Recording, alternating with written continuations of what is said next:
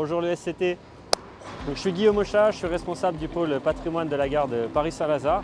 Mon rôle consiste à avoir en responsabilité 3 autres responsables, un responsable gestion locative, un responsable environnement et un responsable sécurité et travaux.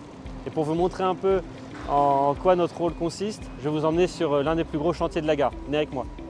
Donc, ce que vous pouvez voir derrière moi, c'est le chantier de la rénovation d'une partie des toitures de la gare de Paris-Saint-Lazare.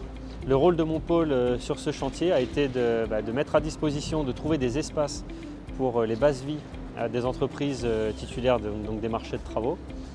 Les travaux se déroulent en 2 étapes.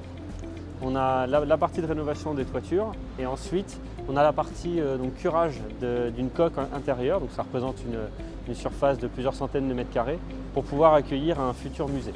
Donc le rôle de mon pôle sur ce chantier, comme je l'ai dit précédemment, mon pôle se divise en 3 parties. Donc la partie gestion locative qui a été de mettre en place et de trouver des espaces pour les bases vies des entreprises.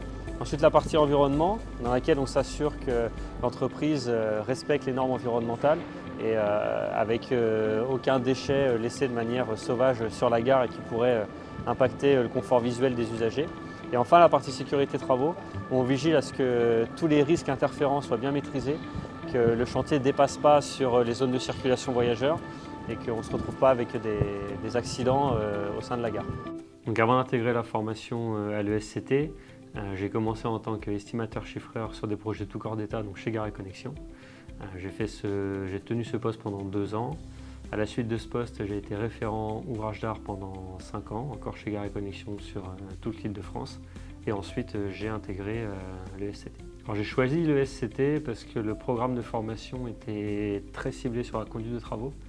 Et comme moi, j'avais déjà travaillé et que je savais où je voulais aller, les écoles un peu plus généralistes m'intéressaient moins. Je voulais vraiment une école ciblée sur la conduite de travaux, sur la gestion de projet et le programme de l'ESCT m'a plus convenu.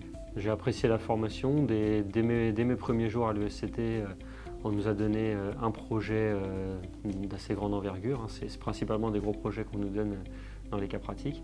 Et c'est ce qui m'a plu parce qu'on est quand même on est laissé en autonomie. Donc comme j'avais déjà travaillé, j'ai pas eu le sentiment d'avoir été infantilisé et de retourner sur un système plus classique d'école. L'expérience d'Undy, c'était vraiment très enrichissant. Déjà de découvrir forcément une nouvelle culture, de découvrir un nouveau système aussi d'études.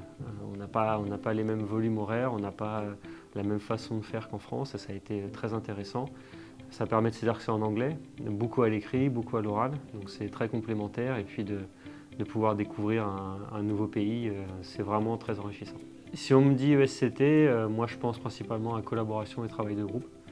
C'est essentiellement comme ils nous entraînent à rentrer dans la vie active et qu'une fois en entreprise, on travaille au sein d'un pôle, au sein d'une équipe de travaux, etc.